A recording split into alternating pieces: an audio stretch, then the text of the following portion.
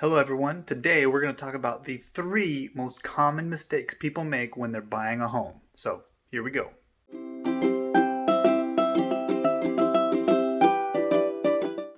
Alright, mistake number 1.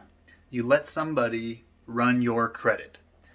Or, the even bigger part of that mistake would be to actually finance something while you're in the process of purchasing a home.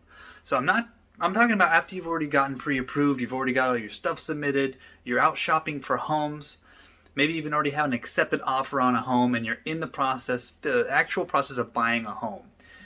Don't finance anything because you have these things called debt to income ratios. It's based on what's on your credit report, and if you are buying something new, you're going to tip the scales. So if you're really, really well qualified and you need to buy something, let's say your truck breaks down, your car breaks down, a big purchase that you have to do, talk to your loan officer first. Say, I have to buy this, it's going to cost X amount a month.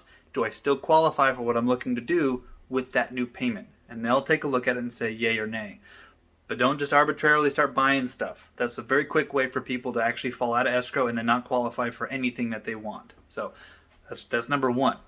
Don't finance anything. Don't let anyone run your credit. And if they have to, talk to your loan officer first. Explain what's going on so you don't derail your whole purchase. Okay, that's number 1.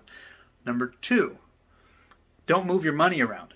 So if you have all of your savings in one spot and you're going to wire that money to escrow to close escrow, that's part of your down payment, your closing costs, whatever that happens to be.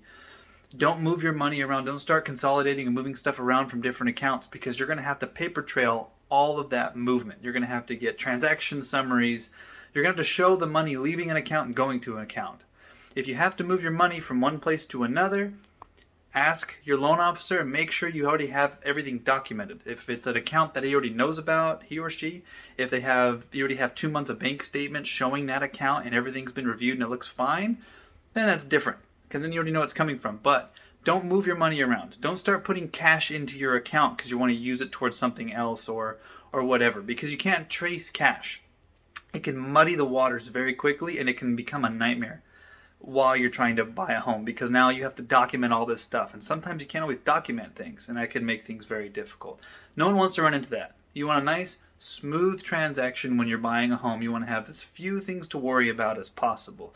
Less headaches for you, less headaches for your loan officer, and everybody that's trying to get your deal done for you. You just don't want to fall into that trap. If you need to move money, if you have any of those things, talk to your loan officer first. Always. Don't just do it and then, oh, sorry, I forgot. Because now you gotta deal with it. If you figure it out ahead of time, you might be able to do something about it. So that's number 2. Now, before we get to number 3, if you like this content, please like on the video. Comment down below if you have any questions. If you're buying in California, Arizona, Nevada, and you need a referral to a good company or to some good loan officers, let me know. I can get you their information and you can be on your way of buying a home. So use me as a resource for that. I know some great people in the industry.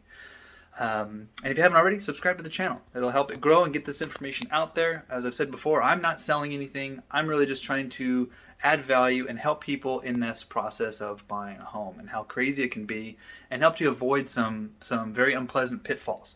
And just to help educate. It's good to know a little bit more about anything you need to, but especially when you're going to be buying. Typically the biggest purchase most people make in their life is their home. So you might want to know as much about it as you can, as I've posted lots of videos on this subject and will continue to do so. So yes, please subscribe if you haven't already. Now number 3, this one may not seem all that obvious, but this is something that does happen, and you know what? It throws people for a loop. And what it is after they're in contract on a home, they keep shopping for another home. Now, why is this a mistake? So this is a mistake for a lot of reasons because A, if you've been in the market for a while and you've been shopping, there's a good chance you've already looked at maybe even hundreds of homes already. And you finally found one that you're able to get an offer accepted on. You're ready to rock and roll, but oh, a new one just popped up. And this one's almost, this one's a little different. Maybe you should go for that one. And then you get stuck in this